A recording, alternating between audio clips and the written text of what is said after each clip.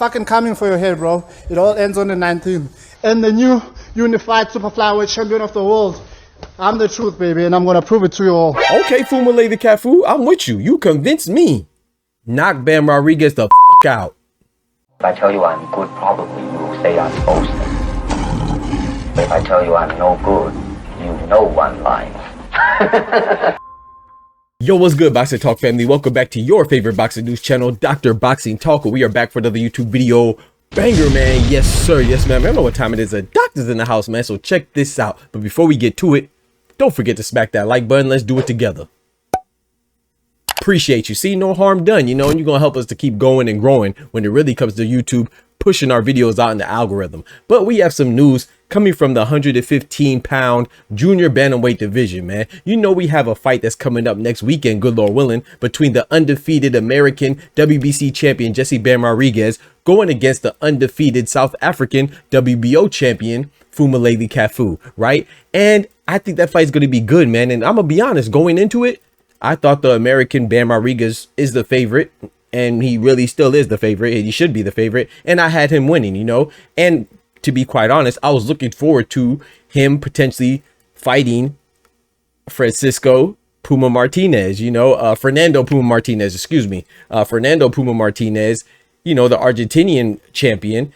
And I want that fight to happen. You know, it's undefeated. I think that those two undefeated champions are the best in the division. However, my issue is this, and this is what has persuaded me to think a little bit differently. Those of you that may or may not know, you know, there's been a card that's been announced this upcoming November, and that card is fire. Check it out. Come on now. That's what Turki Al-Sheikh dropped via the Ring magazine, right? That card is fire. I mean, just to name a few, you got Devin Haney versus Brian Norman Jr. You see what I'm saying? For Brian Norman's WBO title in the 147-pound division. And you also have David Benavidez going against...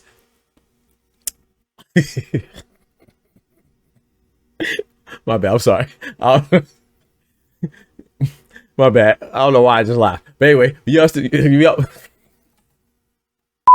sorry about that. I don't know why I just laughed. Sometimes I just be busting out in laughter. You know what I'm saying? Hey, because God is good and I love life. You know what I'm saying? What can I say, man? Give God all the glory. But what I was trying to say was, before I just got a outburst of laughter spontaneously, right? I was trying to say that the November card is going to be fire, right? Potentially, right? You have Brian Norman Jr. who will be defending his welterweight WBO title against Devin Haney. This is all proposed, right? Then you have David Benavidez defending his WBC light heavyweight title against Anthony Yarde, and you also have the American contender Abdullah Mason going against the English contender Sam Noakes, you know what I'm saying, for the vacant WBO title at 135. So that card is great. So if you add Bam Rodriguez versus Puma Martinez for unification at 115, that's a fantastic fight. But this is the problem.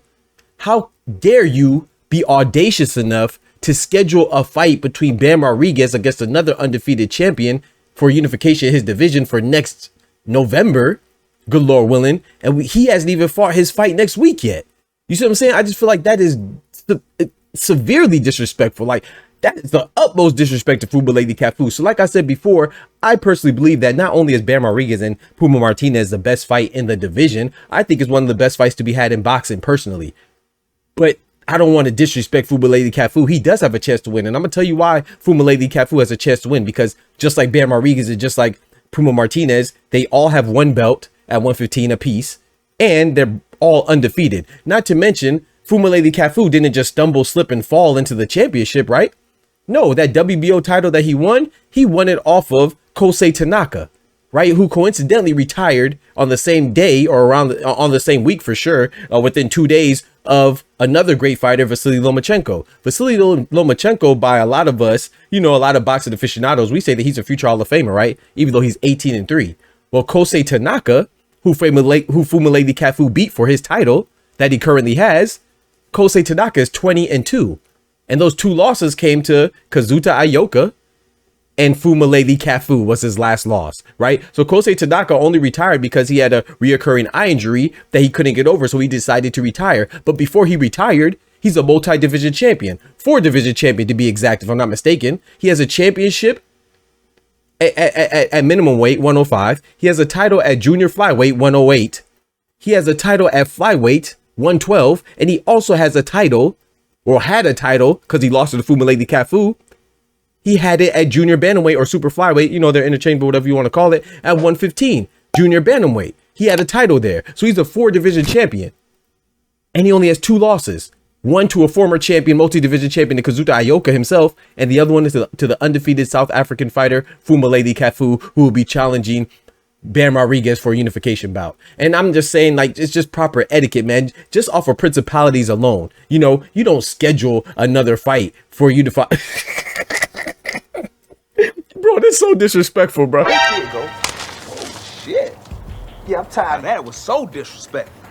You know, you don't schedule another fight while one fighter, you don't schedule another fight for a fighter that has a current fight against the undefeated champion. Now, like I said, I personally selfishly wanted the American Bam Rodriguez to win. And so if that means we have to sacrifice the South African undefeated Phumelela Cafu WBO champion as tribute, like it's the Hunger Games, in order to have Puma Martinez versus Bam Rodriguez, I'm cool with that. However, I do think that there's a proper etiquette to things, there's a proper protocol procedure that should be followed. And I think that this is severely violating that, and I'm going for Phumelela Cafu now. I hope he knocks out Bam Rodriguez, but it's not because Bam Rodriguez.